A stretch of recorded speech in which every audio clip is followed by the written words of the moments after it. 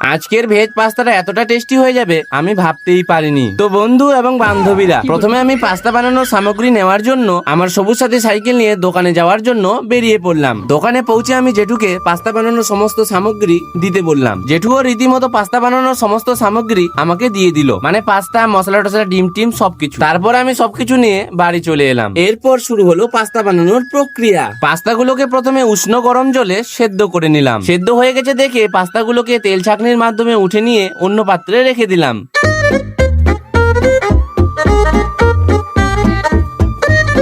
সেদ্ধ পাস্তাগুলোর উপর একটু তেল ছড়িয়ে দিলাম, যাতে পাস্তাগুলো নিজেদের মধ্যে প্রেমপ্রীতি শুরু না করতে পারে, মানে জোড়া না লাগতে পারে। তারপর কড়াইয়ে তেল দিয়ে পেঁয়াজগুলোকে ভেজে এর মধ্যে পাস্তাগুলো ঢেলে দিলাম। এরপর এর মধ্যে হলুদ, লবণ, ম্যাগি মশলা, সবজি মশলা, মিট মশলা, লঙ্কা গুঁড়ো দিয়ে কিছুক্ষণ ভেজে নিলাম।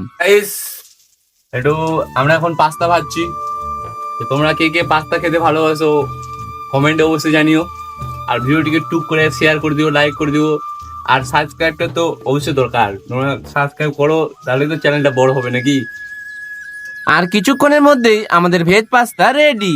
এখন শুধু খাওয়ার পালা। আর পাস্তাগুলো মুখে দিতেই দেখি ওয়াও, হোয়াট আ টেস্ট। তো বন্ধুরা, তোমরা কে কে নিজের হাতে তৈরি করা পাস্তা খেয়েছো কমেন্টে অবশ্যই জানিও। তো আজকের মতো এখানে, সবাই ভালো থাকো, সুস্থ থাকো, দেখা হচ্ছে নেক্সট ভিডিওতে। ততক্ষণের জন্য হর হর মহাদেব।